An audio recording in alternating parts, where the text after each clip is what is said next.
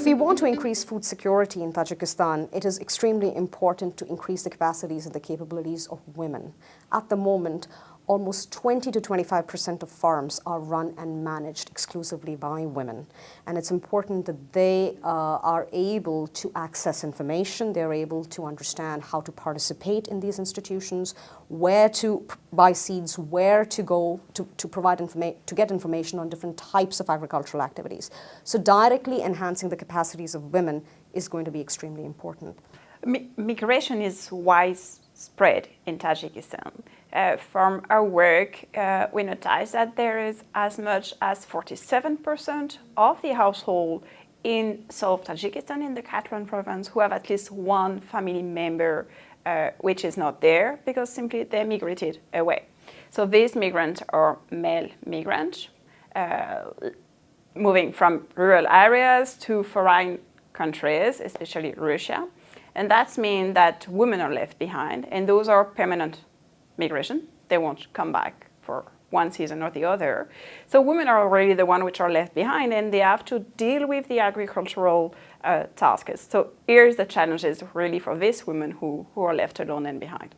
In the work we conducted with this impact evaluation, we tried to understand how the women which are left behind deal with all the agricultural activities which at the end fall in their shoulders.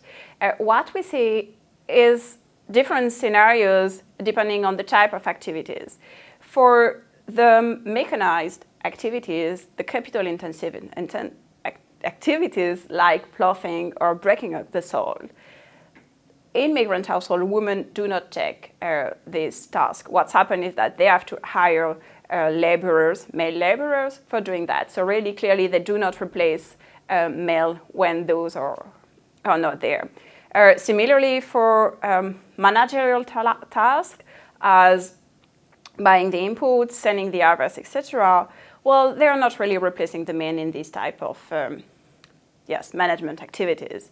On the contrary, what's happened for labor-intensive activities like weeding, harvesting cotton, those are really female-dominated activities. And what we see in our work is that when a household have a migrant, well, it's even more the case that women will have to deal with these activities. So at the end, women replace men in these labor-intensive activities, but only in those. What our research finds is that while information on water governance or agricultural extension or any other types of technical information diffuses from farmer to farmer, it's usually confined to diffusing from male lead farmers to other male farmers. Information does not spread from male farmers to other female farmers. So in programs where information and capacity is usually imparted to males, it might not necessarily cross gender lines and translate to females as we hope that is the case.